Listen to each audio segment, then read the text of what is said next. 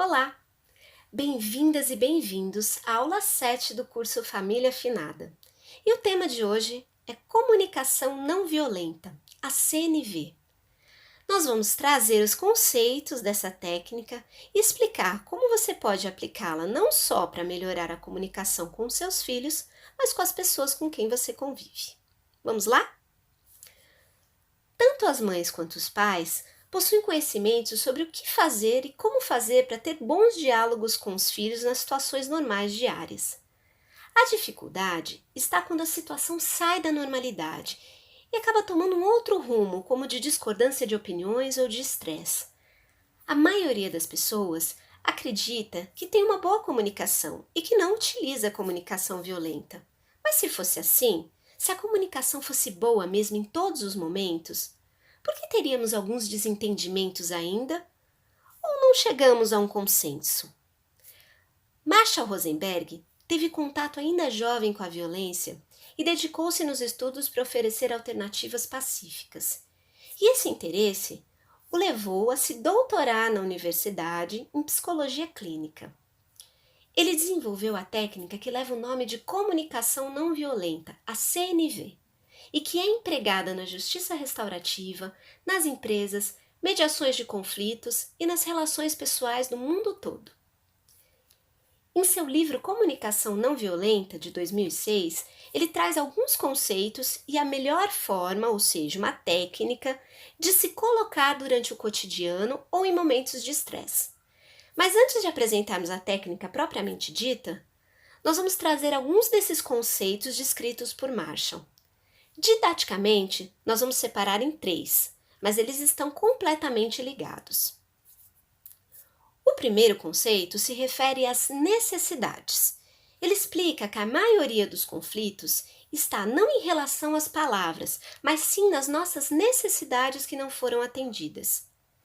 Essa é a base para o entendimento da técnica. Porém, a necessidade está dentro de nós e só nós temos acesso a ela. Então, identificar a própria necessidade não é uma tarefa fácil, mas ela é possível.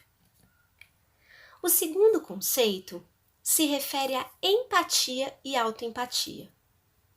Identificar e compreender as nossas necessidades que não foram atendidas e as do outro. Tem uma frase do Nelson Rodrigues que ajuda nessa compreensão. Ele diz que a maioria das pessoas imagina que o importante no diálogo é a palavra, mas se enganam. O importante é a pausa. É na pausa que duas pessoas se entendem e entram em comunhão. O terceiro conceito está relacionado com a escuta ativa. Se escutando e escutando ao outro, a experiência vai ficar muito mais rica, porque sabemos tanto o que nós pensamos quanto o que o outro pensa. Escutar está intimamente relacionado com a liberdade de ter respostas prontas, de despedir-se da vaidade em sair vencedor de uma discussão e de se desprender dos adjetivos, rótulos e julgamentos de uma outra para com a outra pessoa, né? Então vamos repetir esses conceitos. Falamos das necessidades, da empatia e autoempatia e escuta ativa. Então vamos apresentar a técnica em si, na prática. Primeiro, o fato observado. O que significa o fato observado? Ele se refere ao que está acontecendo e com a descrição do fato em si, sem avaliação e julgamento. O nosso olhar sobre o que interpretamos e essa nossa opinião sobre o que está acontecendo, ela pode transformar em rótulo, avaliação e julgamento. E isso é muito mais comum do que imaginamos. E nós fazemos sem perceber. É diferente você falar para o seu filho que ele é bagunceiro e simplesmente dizer que as roupas limpas estão misturadas com as sujas no chão do quarto dele. Ok? A pessoa que recebe esse rótulo ou qualidade, por exemplo, de bagunceiro, ela se sente convidada a se defender. E muitas vezes será o início de um conflito.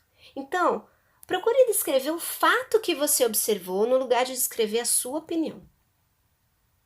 Ok? A outra dimensão é a necessidade. Nós já falamos dela anteriormente. Então, identificar a sua necessidade e a do outro para que todos saiam desse diálogo ganhando. Depois vem os sentimentos. E aí, esses costumam ser a dificuldade na comunicação, porque nós não estamos acostumados a identificar sentimentos, muito menos expor os nossos sentimentos. Mas eles possuem um papel fundamental na comunicação.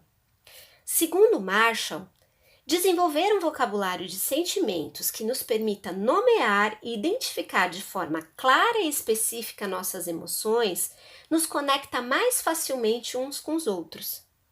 Ao nos permitirmos ser vulneráveis, por expressarmos os nossos sentimentos, ajudamos a resolver os conflitos. Seguindo o exemplo anterior, você pode falar da sua preocupação com a saúde dele por causa das roupas limpas misturadas com as sujas. Então, você vai demonstrar que é um sentimento de preocupação. E muito cuidado aqui, porque podemos, de novo, acabar julgando. Eu sinto que você não está interessado em guardar as suas roupas no lugar certo. Isto não é sentimento. Sentimento é preocupação, tristeza, enfim, sentimentos. Procure nomear os seus sentimentos.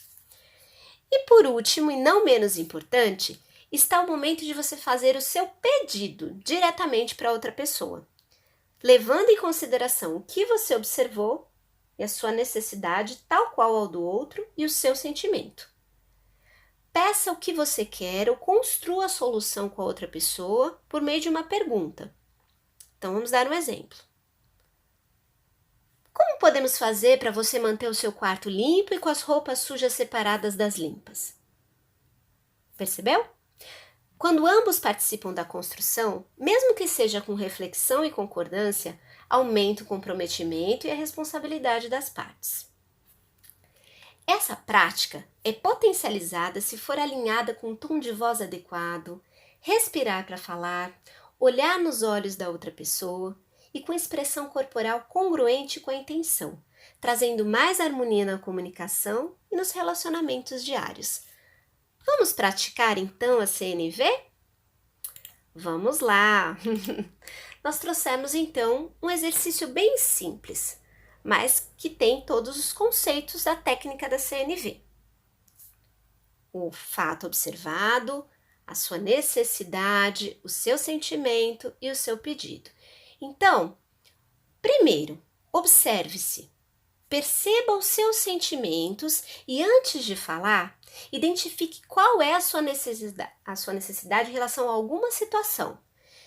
Pode ser alguma situação que você listou na tarefa da aula 6, por exemplo. Lembra que nós pedimos para você separar, né, em grau de importância, o que é que podia flexibilizar mais ou menos aí? Então, você pode trazer alguma situação daquela, se você quiser, ou pode ser outra. Fica à vontade para isso, tá? Desde que você verifique seu sentimento, procure identificar também qual é a sua necessidade, tá bom? Para facilitar a observação, procure respirar profundamente ou beber um copo de água sentindo a temperatura, ou seja, devagar, sinta esse copo d'água. E depois, sem julgamento, lembre-se, nada de bagunceiro, nada de rótulo, de apelido, construa a frase do que você precisa expressar a partir do que foi observado. Lembra aquele exemplo do quarto, das roupas sujas? Então, é dessa forma, é descrevendo um fato. E por último, faça o seu pedido e acolha a resposta, ok? Desejo que vocês tenham uma ótima prática. De início não vai ser muito fácil, mas depois vocês vão perceber que vai facilitando, que você vai tornar essa técnica muito melhor. Então, bons estudos e até a próxima aula!